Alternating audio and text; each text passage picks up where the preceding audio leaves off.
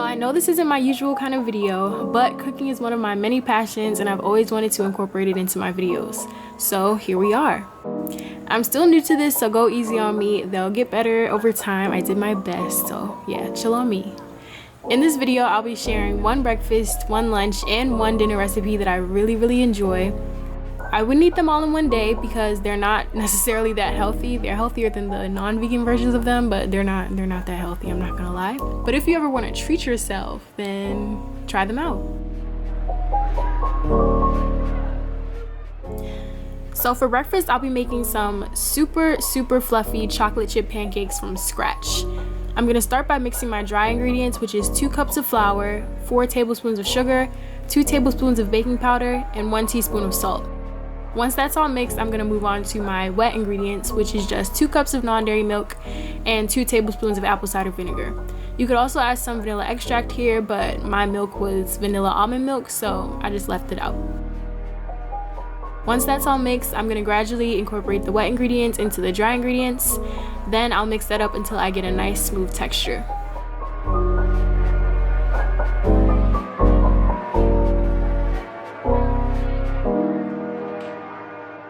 Next, I'm adding in my chocolate chips.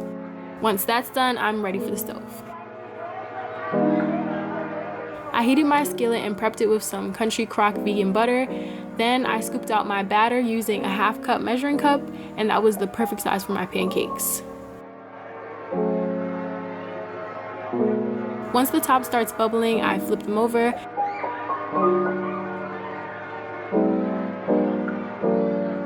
Then I'll press on them a little, and if batter seeps out, I know they need more time to cook. If not, I'll check the other side for a nice color, and then they're done.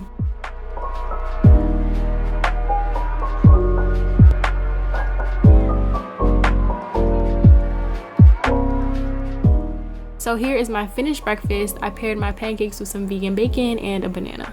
Moving on to lunch. For lunch, I'll be making pizza with a basil pesto sauce. I took the basil plant from my mom's garden and just chopped off some of the tops. After I make sure there's no big stems, I give it a nice rinse and it's good to go. For my pesto, I'm gonna take 3 cloves of garlic, the basil, which should be around 2 cups, but I didn't have that much, so ignore me.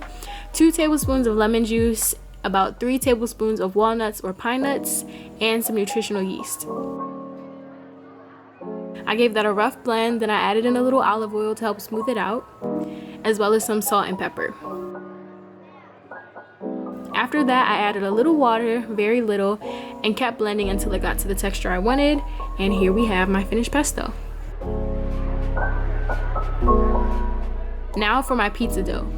Disclaimer, I did this recipe for 3 people to have personal pizzas, so you can divide everything to what you actually need. I have 1.5 cups of water here, 3 tablespoons of dry yeast, and 3 tablespoons of flour. I let that sit for a few minutes to let the yeast activate. Once it's good to go, I added 3 cups of flour, some garlic powder, and Italian seasoning. Then I started mixing it with my hands to form the dough. Once I got it to where I wanted, I transferred it to another bowl and covered it with saran wrap and a towel to let it rise for about 15 minutes. While I waited, I went ahead and prepped my toppings. And now that my dough is ready, I poured some olive oil on top, massaged that in, and split it into 3 sections for me, my mom, and my sister.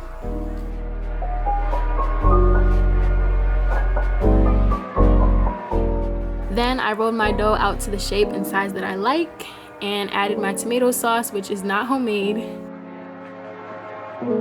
And I went straight into my toppings because I don't eat cheese and I don't like vegan cheese at all, but you can add that if you like.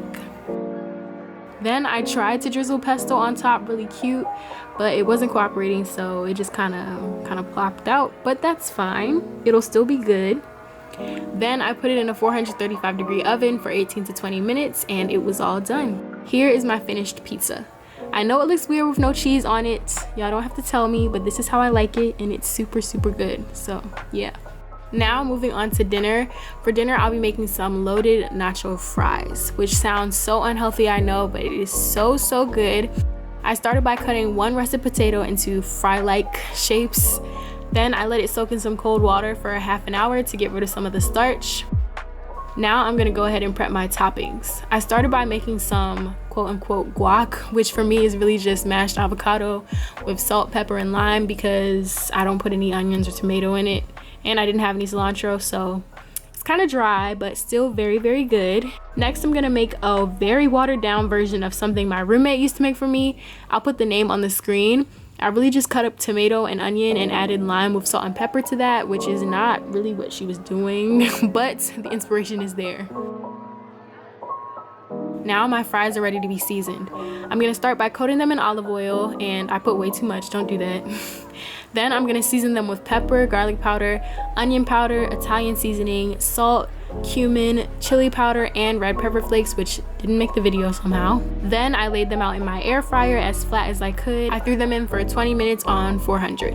Now that that's cooking, I'm moving on to my quote-unquote meat. I'll be using the chorizo crumbles from Morningstar, which are super, super good and they don't need any seasoning. I cook them with the top on for a few minutes so they can just get heated up. Then I'll take the top off of them and let them cook so they can get kind of like a crispiness to them. Now that all the pieces are done, I'm ready to plate and put everything together. So I start by putting on my fries, then the meat, then the toppings, and some vegan sour cream as well. And there we have my loaded nacho fries.